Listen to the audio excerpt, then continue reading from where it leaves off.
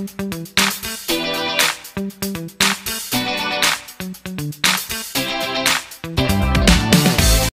साथीहरु, आज पनि म इन्जिनियरिङ बोर्ड अफ हार्डवर्क टिममा हजुरहरूलाई स्वागत गर्दछु। आज मैले हजुरहरूलाई आज नयाँ कुरा सिकाउन गइरहेको छु।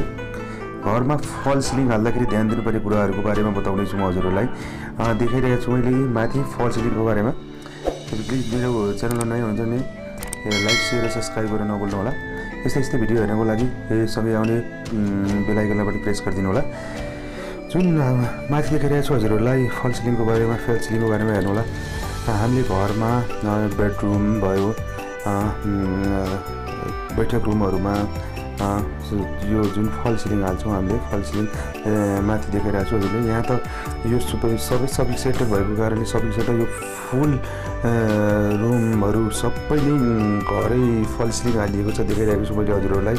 जुन त्यो ग्यापहरु साइड छ त्यहाँनिर अब लाइटहरुको राम्रो लाइटहरु राखिन्छ जुन देखिराख्नु भएको छ फल सिलिङको बारेमा। यसलाई सुरुमा अब कति साइजको रुम हो त्यसको साइज अनुसार हुन्छ, तर यो चाहिँ ठुलो भएको कारणले गर्दाखेरि यसमा चाहिँ बिग मार्ट ठुलो सपिङ सेन्टर हुने भएको कारणले गर्दाखेरि यो पुरै घर नै पुरै फल सिलिङ हालिएको छ घरभरि। हेर्नु होला जुन माथि लगाइएको सेतो बोर्डहरु देखिराख्नु भएको छ हजुरहरूले। यो बोर्डहरु लगाएर हामीले सिलिङमा जुन पाताहरु ठोकेर त्यसलाई अड्याउने काम गरिन्छ। यसलाई फल सिलिङ भनिन्छ। जुन फल सिलिङ देखिराख्नु भएको छ माथि भाइहरूले काम गरिरहेका पनि छन्। कृपया हेर्नु होला। यसरी फल सिलिङ हाल्नु भयो भने हजुरहरूको जुन प्लास्टर गर्ने खर्च बच्छ र यो हाल्दाखेरि अलिकति राम्रो र शानदार देखिन्छ। जहाँ लाइटहरु राम्रो झुमरहरु राख्ने ठाउँहरु यसलाई अलिकति घर सजाउने यस्तोमा यो प्रयोग हुन्छ। जुन फल सिलिङको बारेमा देखाइरहेको छु हजुरहरूलाई। यसरी फल सिलिङ हाल्नु भयो भनेदेखि तपाईहरुको घर पनि पक्का पनि राम्रो हुन सक्छ। लाइट बढी आउने, लाइटिङहरु अलि राम्रो लाइटहरु राख्ने, आफ्नो घरलाई बेडरुम बैठक रुमहरुलाई अलिकति सजाउने तरिकामा बढी प्राय फल सिलिङ युज हुन्छ। देखिरहेको भएको छ हजुरहरूले। जुन बीमको भाग जुन स्ल्याब लेभल र बीम लेभल र चिनिदैन जुन देखिराख्नु भएको छ हजुरहरूले। जुन खाल्डो छ अनि उठेको भाग छ त्यो भाग र त्यो स्ल्याबको भाग बराबरमा गरेर जुन डाउनको भागमा लाइटको लागि राखिन्छ। देखिराख्नु भएको छ फल सिलिङको बारेमा हजुरहरूलाई मैले देखाइरहेको छु। फल सिलिङ यो अलिकति बिल्डिङ ठुलो भएको कारणले यहाँ बिगमार्ट जस्तो ठुलो सपिङ सेन्टर बस्ने भएकोले यो पुरैमा कुनै पनि रुम छैन। यहाँ पुरा हल यहाँ सपिङ सेन्टर जस्तो पसल बस्ने छ यसमा। त्यो भएको कारणले यो राम्रोसँग सजाउनको लागि लाइटहरु राम्रो राख्नको लागि, लाइट दिनको लागि, मानिसहरूलाई एट्र्याक्टिभ गर्नको लागि त्यस्तो लाइट राखिन्छ यो जुन फल सिलिङमा देखाइरहेको छु। त्यसको बारेमा हेर्नु होला।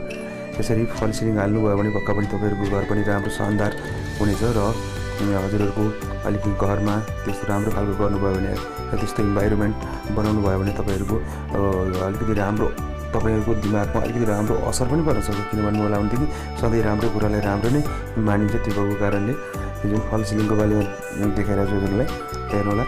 यसरी राखिएको छ यो बिल्डिङमा र म माथि पनि देखाउने छु हजुरलाई। माथि फल सिलिङ राखिएको छैन। फल सिलिङमा राख्दाखेरि कस्तो हुन्छ र फल सिलिङ नराख्दा कस्तो हुन्छ म त्यो पनि देखाउँछु। फर्स्ट फ्लोर हो यो। फर्स्ट फ्लोरमा अन्डरग्राउन्ड त पार्किङ सबै भइहाल्यो। अन्डरग्राउन्डको बारेमा हजुरहरूलाई केही जानकारी नै दिनु परेन। जुन यो फर्स्ट फ्लोर हो। यसमा जुन सपिङ सेन्टरहरु बाहिर सटरहरु देखिराख्नु भएको छ हजुरले। यसमा फल सिलिङ लगभग आधी काम भइसकेको छ। देखिराख्नु भएको छ भाइहरु काम गरिरहेका छन्। फल सिलिङ हाल्दाखेरि तपाईहरुले यो जुन बोर्ड हुन्छ त्यो बोर्ड मार्केटमा किन्न पाइन्छ। यो बोर्डलाई राम्रोसँग नभाँचिने नटुक्रिने गरी राम्रोसँग काटेर जुन साइजमा चाहिने हो त्यो साइज अनुसार गर्नुपर्दछ। यदि यो फुट्ने घर भयो भनेदेखि वेस्टेज यो कुनै पनि काम लाग्दैन। देखिराख्नु भएको छ हजुरहरूले बोर्डहरु। त्यसको मेटेरियल हो यो जुन मेटेरियल जुन एउटा पातामा हुन्छ त्यो पाताले अडिएर यसलाई राखिन्छ। यो चाहिँ अलि हल्का मेटेरियल हुन्छ। देखिराख्नु भएको छ हजुरलाई मैले फल सिलिङको बारेमा पूर्ण रूपमा देखाइरहेको छु। यो पुरै घर भएको कारणले एउटा रुमको बारेमा मात्रै देखाउने कुनै भएन। यो पुरै रुम हो। यसमा पुरै लाइटिङ बत्तीहरु राम्रो झुमरहरु राखिन्छ यसमा र सजाइन्छ। जुन यो सपिङ सेन्टर भएको कारणले मान्छे इन्ट्री हुने बित्तिकै राम्रो अति आकर्षित बनाउनको लागि युज हुन्छ। यो बाहिर जुन देखाइरहेको छु स्पेसहरू त्यसमा सिसाहरू बस्नेछ।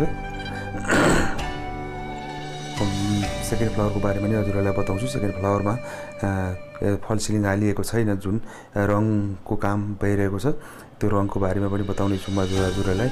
रङ र फल सिलिङमा के फरक छ भन्ने जस्तो कुराहरू आएको कारणले फल सिलिङ भनेको छुट्टै मेटेरियलले बन्ने फल सिलिङ हो। रङको काम यसमा पनि हुन्छ, यसमाथि लगाउने हो र अलिकति कलरफुल हुन्छ। यसमा चेन्जिङ अलिकति फरक खालका कलरहरू चारैतिर सजाएर राम्रो बनाइन्छ यसलाई। देखिराख्नु भएको हजुरहरूले यसको यो फल सिलिङको बारेमा। यो फल सिलिङ हाल्दाखेरि तपाईँको घर एट्र्याक्टिभ देखिन्छ, अलि राम्रो देखिन्छ। अब म सेकेन्ड फ्लोरको बारेमा पनि हजुरलाई बताउँछु, हेर्दै जानु होला। First floor, second floor, third, फोर्थमा देखाउँदै जानेछु, हजुरहरूले हेर्नु होला। यसरी गऱ्यो भने पक्का पनि राम्रो हुन्छ र सौन्दर्य हेर्न लायक घर हुन्छ। यसरी फल सिलिङ हालिएको छ यसमा। यो जुन फर्स्ट फ्लोर हो, यो जुन यसमा मैले भनिसकेँ, मैले हजुरहरूलाई सपिङ सेन्टर बस्छ यसमा। सपिङ सेन्टरको लागि यो तयार गरिँदैछ, हेर्नु होला राम्रोसँग।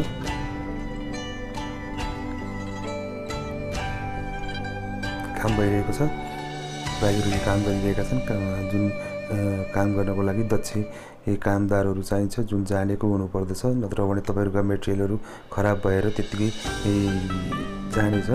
त्यही भएर तालिम प्राप्त दक्ष कामदारहरूलाई काम लगाउँदाखेरि हजुरहरूलाई अति नै फाइदा हुनेछ। यसरी फल सिलिङ जुन डाउन देखिरहनु भएको छ हजुरहरूले, त्यो डाउन अफ त्यसमा साइजका झुमरहरू लाइटहरू राख्ने गरिन्छ यसमा र सजाइन्छ। धेरै अति नै राम्रोसँग सजाइन्छ यसलाई।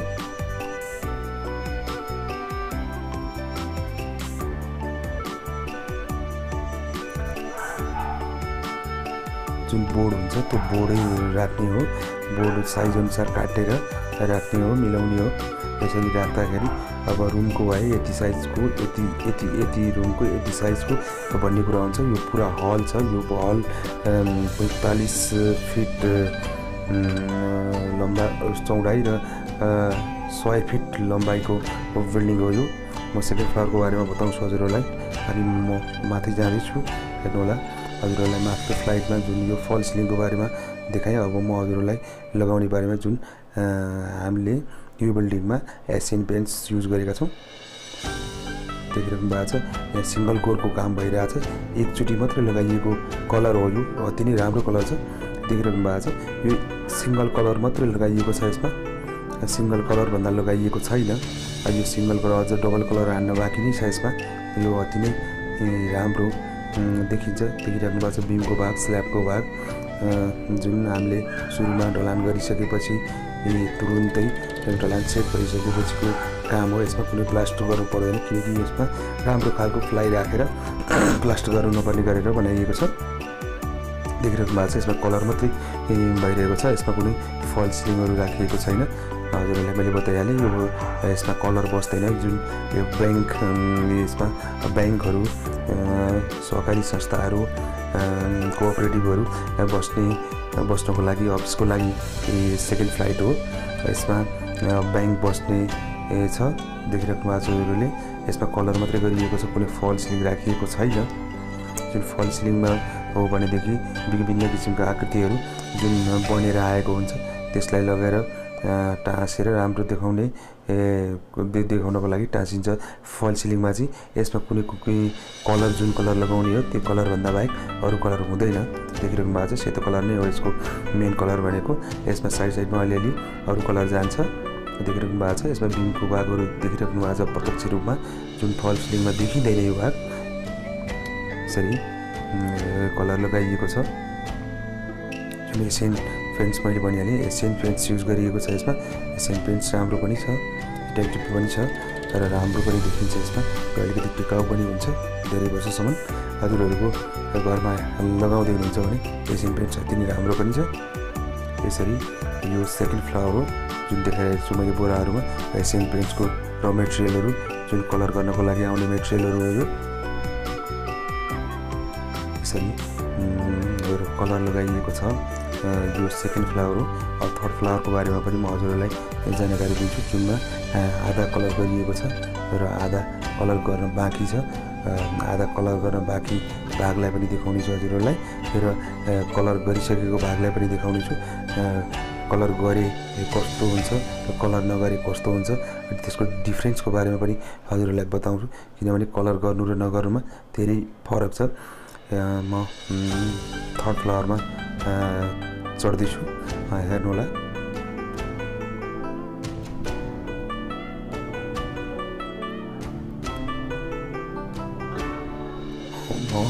लगभग थर्ड फ्लावरमा आइसकेको छु। कृपया हेर्नु होला, जहाँ काम भइरहेको छ।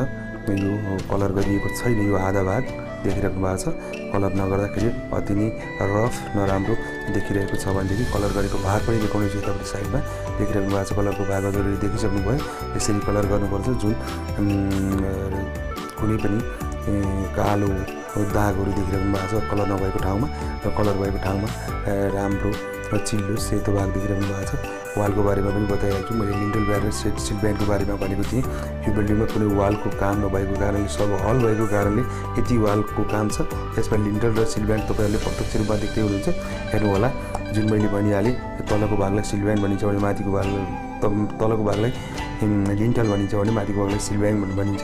देखिरहनु भएको छ हजुरहरूले।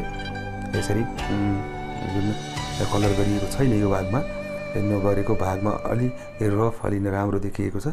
जुन अब हजुरले कलर गरेको भाग पनि म हजुरहरूलाई यो फ्लाइटको पनि देखाउने छु।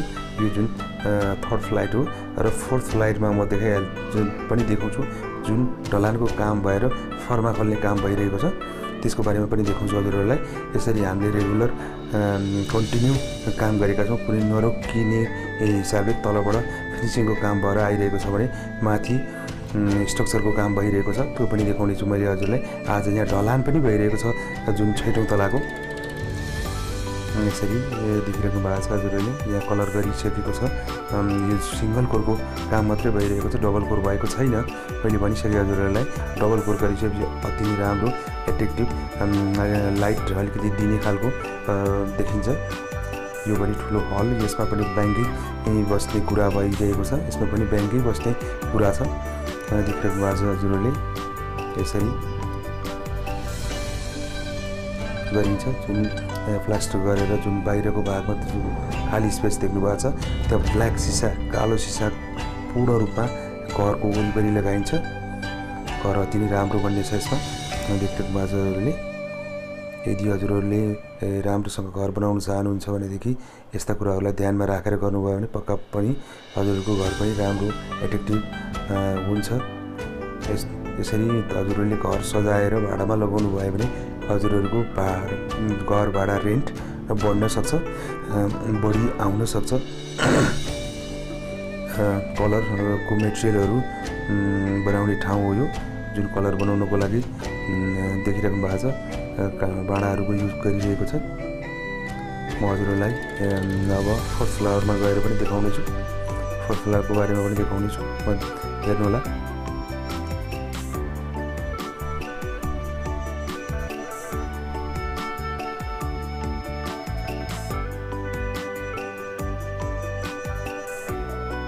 म फोर्थ फ्लोरमा जाँदैछु, कृपया हेर्नु होला। यसरी पुगिरहेको छु माथि, जुन बरेङको भाग देखिरहेको भएको छ। यहाँ फर्मा खोल्ने काम भइरहेको छ, फर्मा कामदारहरूले खोलिरहेका छन्, देखिरहेको भएको छ हजुरहरूले।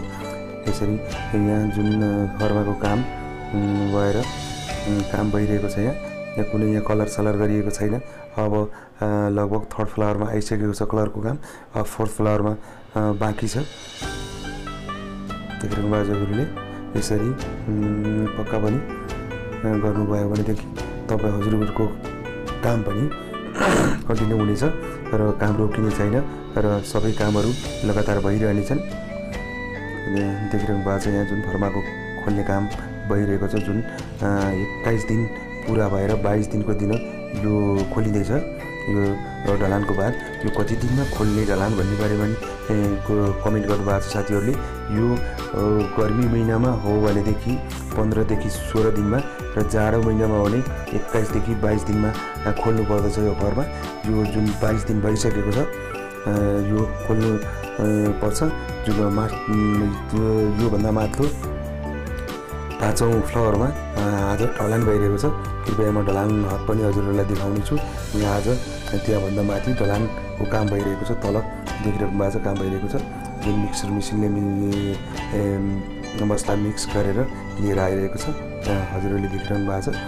यो जुन माथि सबैभन्दा टप लेभलमा यो सबैभन्दा लास्ट फ्लोर हो देखिराख्नु भएको छ। यसरी गरिरहेका छौँ हामीले कन्टिन्यू बिल्डिङ बनाउने काम, कलरको काम, फल सिलिङको काम।